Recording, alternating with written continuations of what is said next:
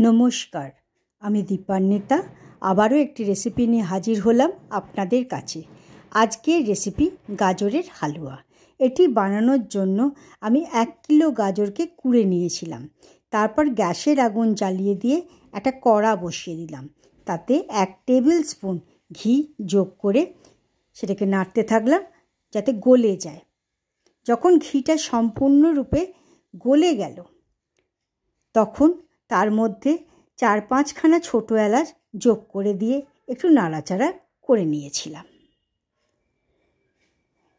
এরপর যে গ্রেট করে রেখেছিলাম অর্থাৎ কুড়িয়ে রেখেছিলাম ওই 1 কিলো গাজরকে তার মধ্যে যোগ করে দিলাম।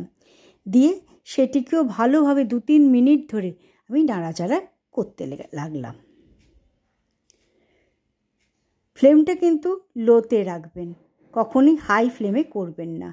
লো ফ্লেমে এবারে একটা ঢাকনা লাগিয়ে দিলাম 2-3 মিনিটের জন্য। 2-3 মিনিট বাদে ঢাকনাটিকে তুলে নিলাম। নিয়ে 200 গ্রাম অর্থাৎ 1 কাপ মেজারিং কাপে 1 কাপ চিনি আমি তাতে যোগ করে দিয়ে 1-2 মিনিট ধরে ভালোভাবে নাড়াচাড়া করিয়ে নিলাম। গাজরের সাথে ভালোভাবে মিশিয়ে নিয়েছিলাম।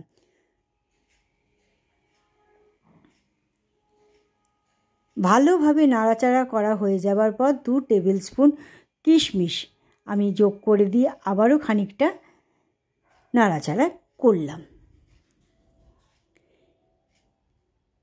এরপর তাতে দিলাম 2 টেবিল স্পুন কাজু বাদাম। আধ ভাঙা কাজু বাদামই আমি এখানে দিয়েছি। দিয়ে সেটাকে দিয়েও 2-3 মিনিট ভালোভাবে নাড়িয়ে চাড়িয়ে নিয়েছিলাম।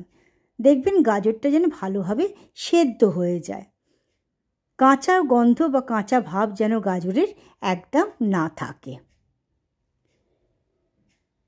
এরপর আবার ঢাকনা লাগিয়ে দিলাম 2-3 মিনিটের জন্য। রান্না কিন্তু সম্পূর্ণটা লো ফ্লেমে আমি করেছি। 2-3 মিনিট বাদে ঢাকনাটা তুলে নিয়ে তাতে ওই 1 টিস্পুন মতন ছোটো এলাচের গুঁড়ো আমি যোগ করে দিলাম।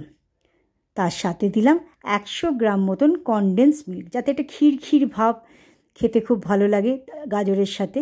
গাজরের হালুয়াতে খুবই ভালো লাগে সেটি। দিয়ে আবারও ভালোভাবে সেটাকে গাজরের সাথে মিশিয়ে নিলাম।